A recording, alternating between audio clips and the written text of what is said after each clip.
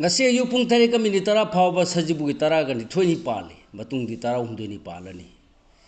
ngasi tang kunthra tha ahum ni singani kunga taru ing ningthokaba numit asigoiba rasiful miyam da pawdam jari ahan bone lokhachaba mes rasi ful miyam na chanbiba laibak phabana ningmu mapa chaba madi ikai khumnabiba phangjagani nafal tawraba charang naraba nakha thabana phaw usiloi leisa pakhang gi oina nungsibna chanbigani thoni polam leisini angangba bridge rasi ful arang rak phangbagi nungaijaba imung manungwa tanaba amadi kidabana oijabe hena phanggadaba lei maram khangdana khuchau thabadi yaroi leisa pakhang gi oina ikai khumnabigani thoni polam lei anguba sangom mithun rasi ful thajaba manghanganu maithiba leiraroi khuchau thaba matang chagani losing phudokpa khajik warabasu khangba kalabadi machu tana thau pangani leisa pakhang yoina ningjaba thungani thoni polam leinapu kismis karkara sigi ful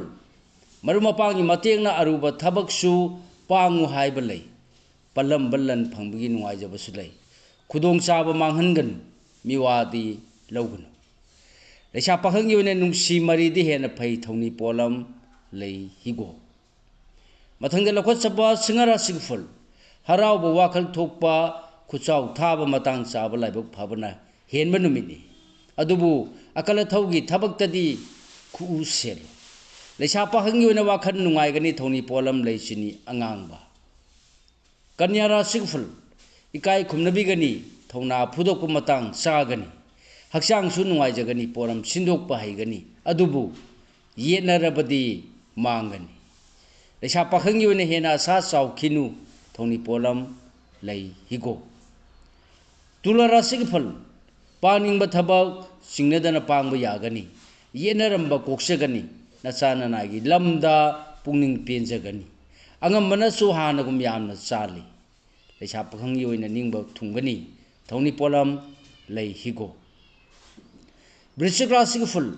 wanom thonom kanaragani ningbadamo mini isin mangaidana pangba yargani napal tawba amadi miwa lawbana mangjabadi lei